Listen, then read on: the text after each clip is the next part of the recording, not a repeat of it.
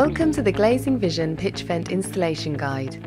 We recommend that you read the product installation and maintenance manual thoroughly prior to fitting this product. This video should be treated as supplementary information to the written installation instructions and not a replacement. The PitchVent Roof Window is a CE marked glass ventilation unit designed to be installed into pitch-tiled roofs up to a maximum 60 degrees.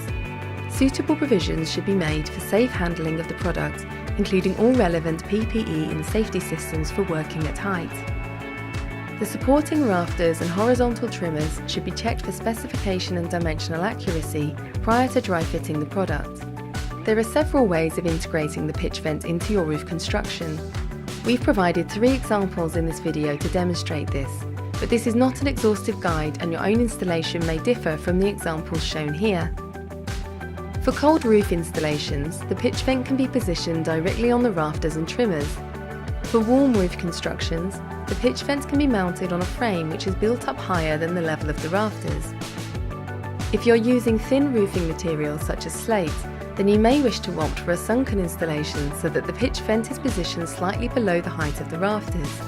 Once your underlay is in place, install a sill fillet beneath the aperture.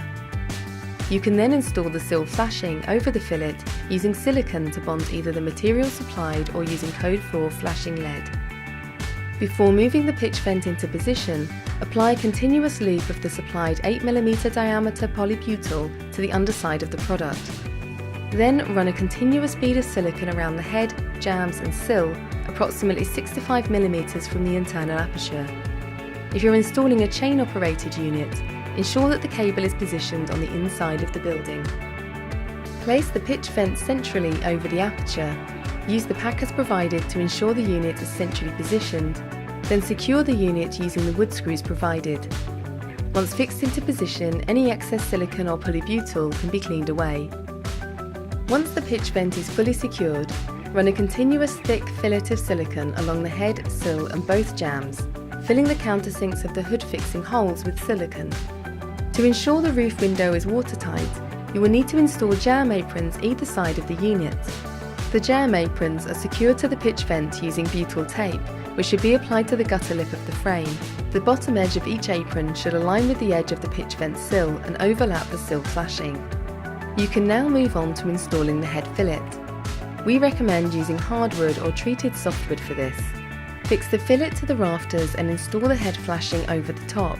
As with the sill fillet, you can either use the material supplied or code 4 flashing lead. The flashing should be tucked into the head gutter of the PitchVent, ready for the head apron to be fitted over the top. Once the head apron is installed, you can batten the roof ready for slating or tiling. Begin by tiling up to the sill, which should be folded back down over the tiles and moulded into its final position. Lead soakers should then be installed beneath the tiles and folded over the hidden gutter of the PitchVent frame. Continue tiling around the PitchVent, installing the soakers along the jambs as you go. Then tile above the PitchVent, ideally using eave tiles immediately above the unit. Your external finishes are now complete. Internal finishes should not be completed until PitchVent mechanisms have been installed.